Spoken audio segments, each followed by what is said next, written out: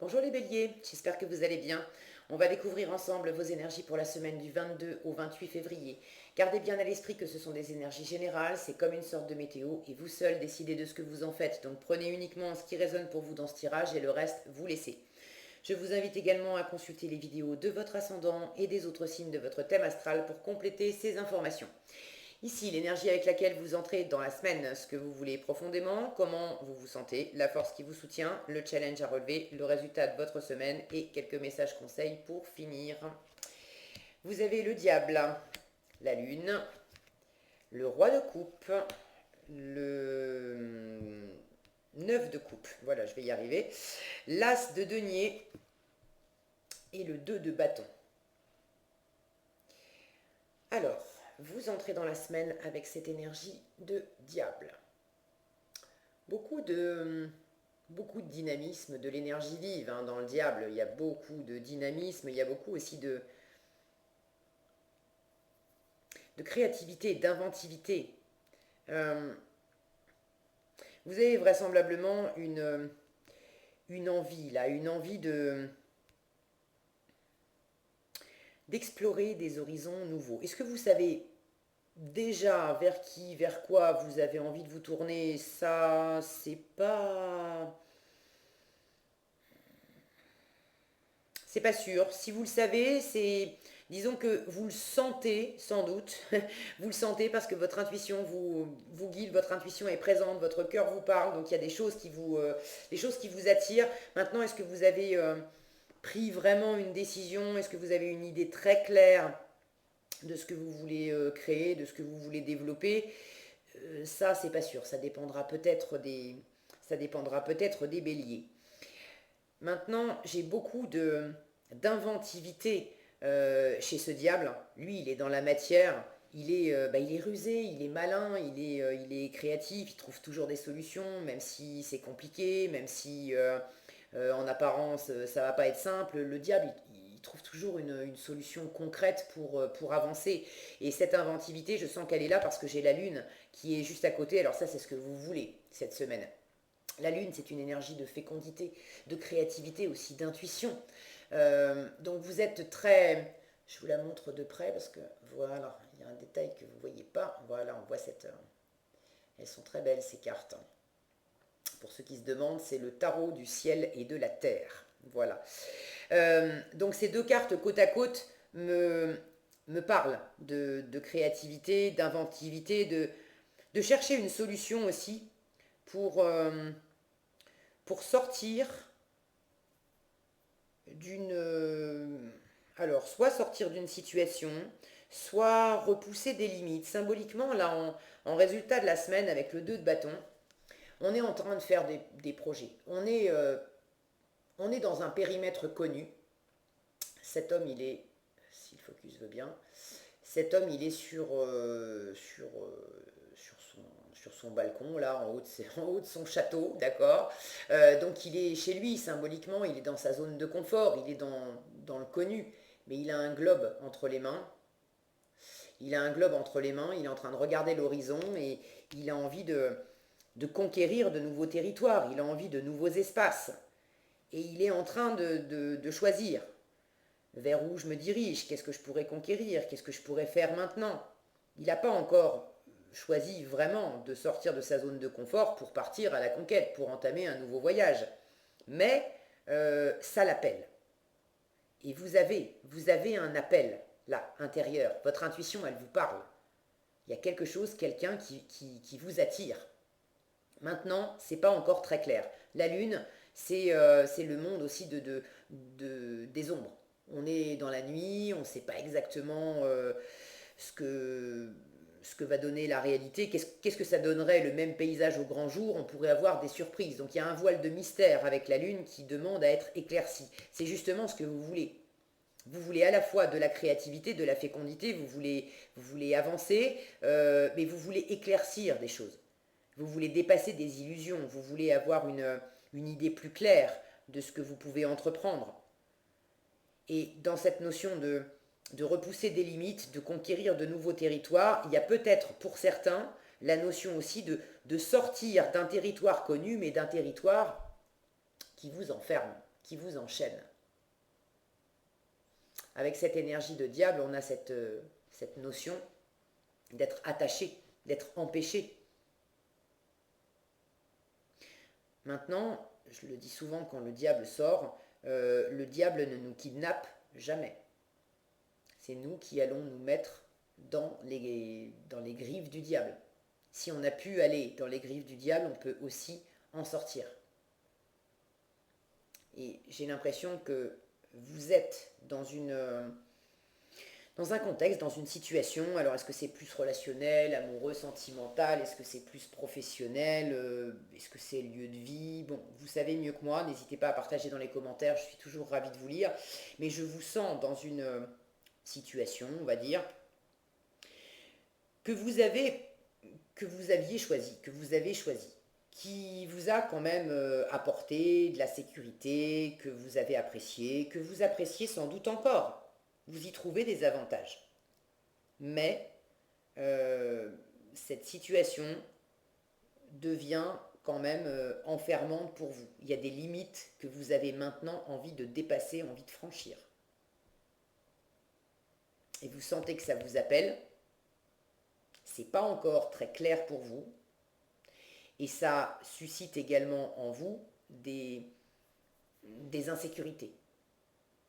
La lune, c'est également l'inconscient. C'est tout ce qui est enfoui à l'intérieur de nous et toutes les parts de nous qu'on avait aussi soigneusement rangées tout au fond de la cave pour pas les voir, pour pas être embêté avec.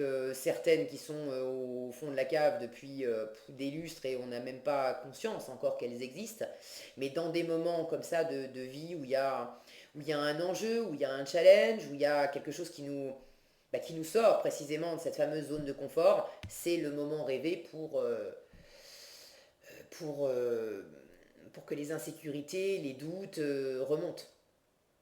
Donc, vous avez également envie de dépasser des peurs, des insécurités.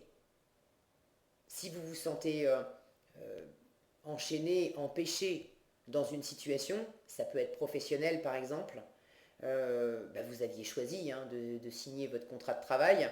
Maintenant, vous pouvez vous sentir enfermé pour X ou Y raison dans votre boulot, mais la perspective de changer de boulot, de faire autre chose, c'est insécurisant parce que ce boulot, c'est quand même une zone de confort.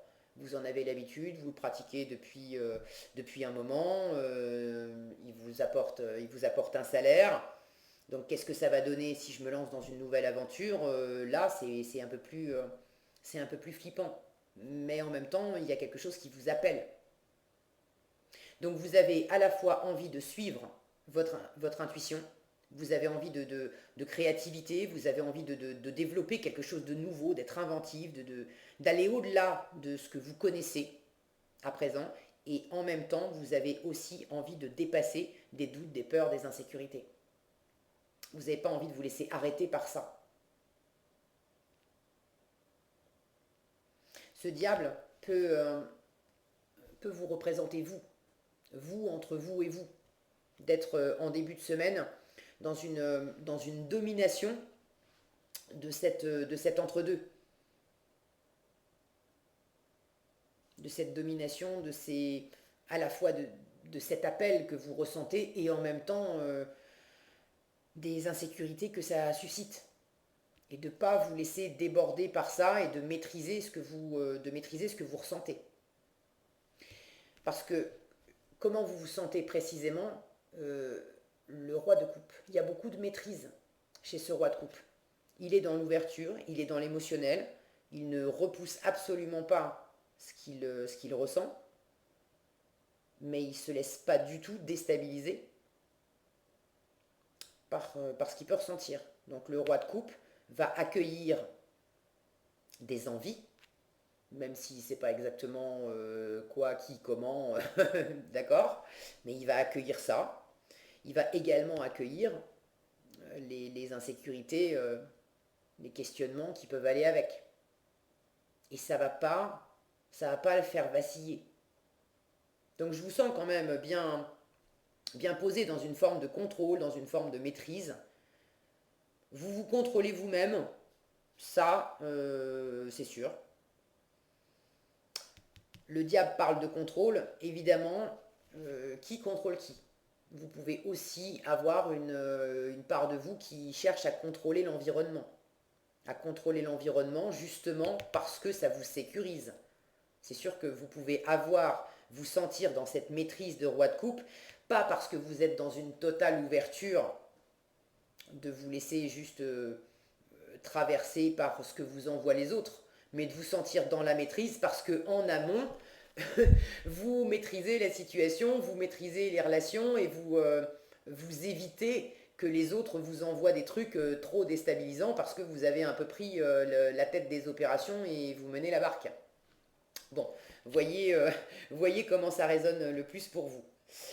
La force qui va vous soutenir cette semaine, le 9 de coupe, c'est vraiment de prendre soin de vous. Avec le 9 de coupe, on est dans la plénitude émotionnelle. Regardez toutes ces coupes qui sont jaillissantes, débordantes. Il s'agit de vous faire plaisir cette semaine.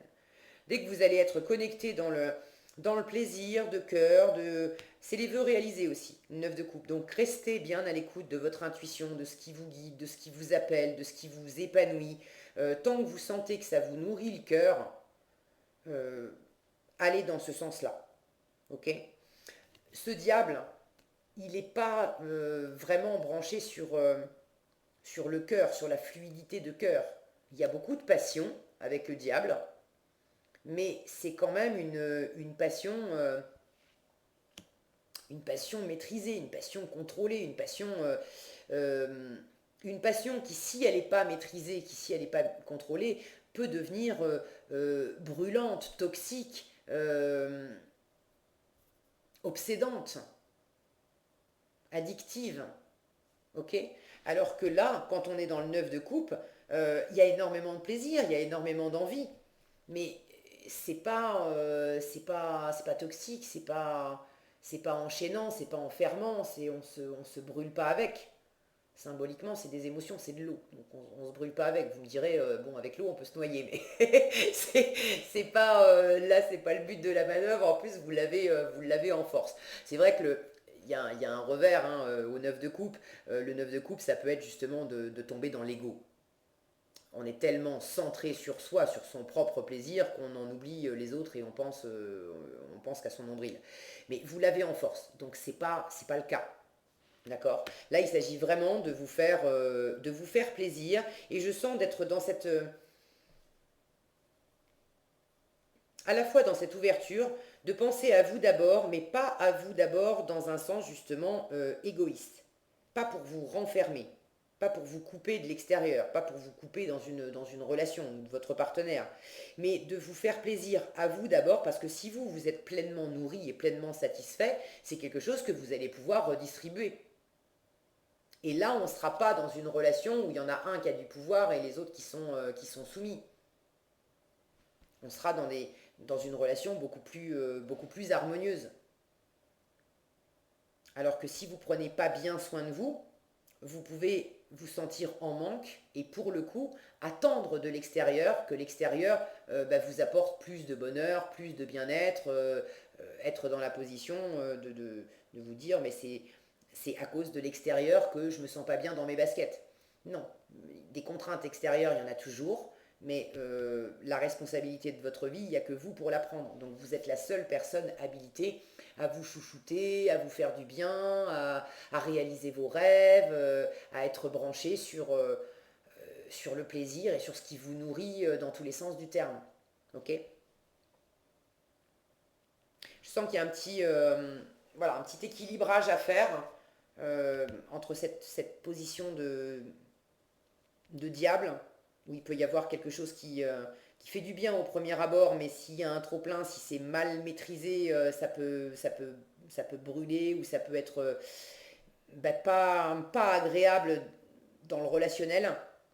Et la position qu'on vous conseille cette semaine, d'être centré sur vous, oui, mais pas d'un point de vue égotique, parce qu'on trouve de l'ego aussi chez le diable, pas d'un point de vue égotique, d'être branché sur vous pour vous apporter le meilleur et pour pouvoir justement après interagir avec votre environnement d'une façon beaucoup plus fluide, beaucoup plus harmonieuse, parce que Vous n'êtes pas en demande, vous n'êtes pas en manque, vous n'êtes pas en insécurité. Si justement il y a des insécurités qui remontent, le meilleur moyen de les accueillir et d'être dans cette maîtrise de roi de coupe, c'est pas de chercher à dominer l'extérieur ou de dominer des parts de vous qui s'expriment, c'est de les accueillir pleinement et d'apporter, de mettre beaucoup d'amour sur tout ça.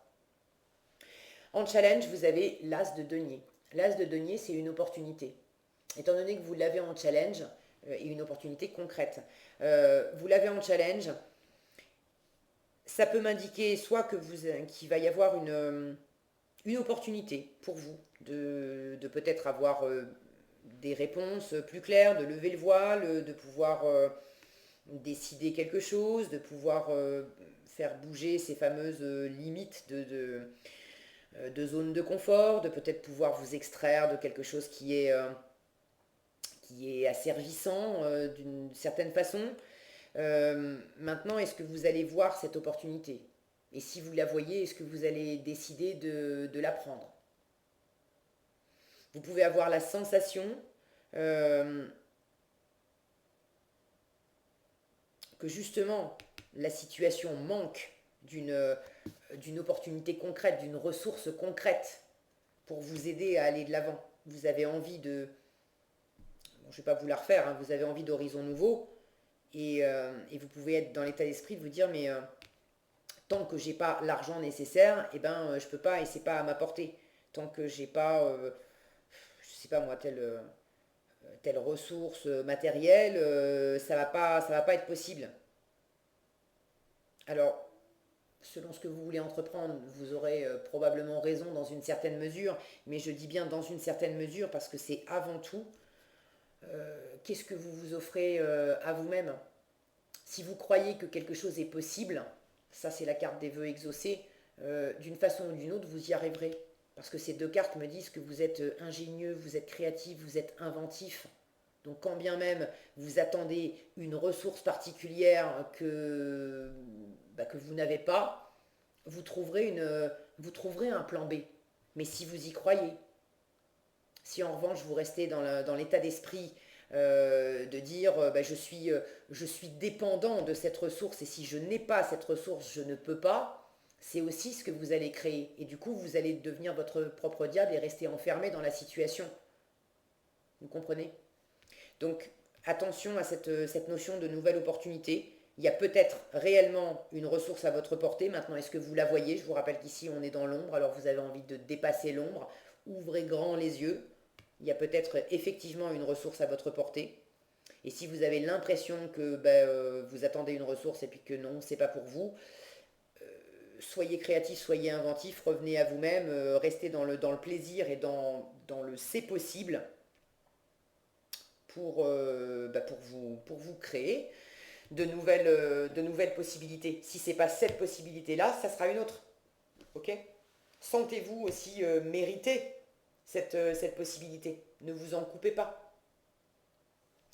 En résultat, je vous en ai parlé, le 2 de bâton. Vous faites des projets, vous avez envie de... Alors, vous pouvez être en train d'hésiter entre deux options, entre deux envies. Vous n'avez pas nécessairement pris la décision en fin de semaine. Pour certains, vous pouvez avoir pris la décision, mais c'est pas parce que vous avez pris la décision que vous avez enclenché l'action. Hein. Il y a encore d'autres étapes après. Avec le 2 de bâton, on étudie le terrain, on étudie les possibles, on se tâte, on se précipite pas. On se précipite pas.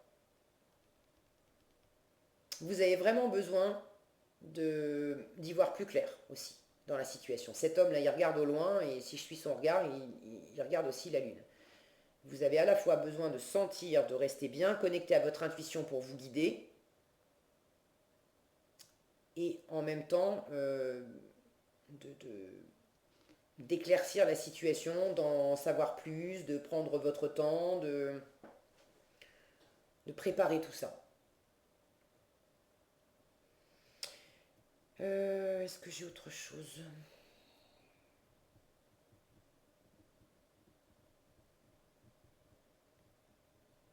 J'ai vraiment une notion de prendre votre envol hein, au pied de ce roi de coupe.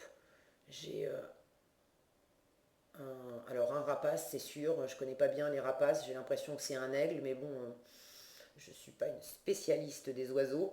Euh, Quand je vois ces grandes ailes là déployées, vous avez envie de vous déployer, vous avez envie d'espace, vous avez envie de retrouver une forme de liberté. Il y a cette notion symboliquement, la liberté de voler. Il y a une forme de liberté là, une forme d'entrave que vous avez envie de dépasser. Bon, prenez ce qui résonne pour vous. Qu'est-ce qu'on vous donne en conseil? Faites confiance à l'esprit et lâchez votre désir de contrôler les gens. Le diable. Alors, les énergies sont interchangeables, d'accord. Peut-être que vous avez l'impression que non, c'est pas du tout vous qui contrôlez les autres et que vous êtes davantage contrôlé par les autres. Maintenant, je dis l'impression parce que le jeu du diable, la dominant-dominé, c'est un jeu auquel on ne peut pas jouer tout seul. On y joue forcément à deux. On accepte d'y jouer à deux. Je vous disais tout à l'heure, le diable, il vous kidnappe jamais. On va soi-même à la rencontre du diable.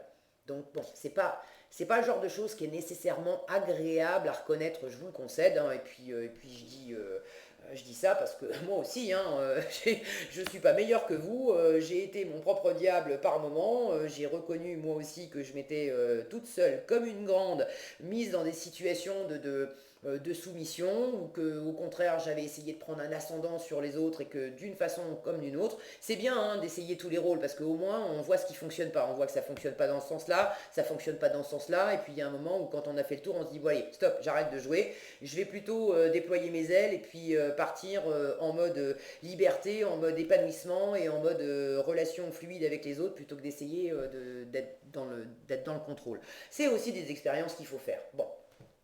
Alors, on vous dit, faites confiance à l'esprit.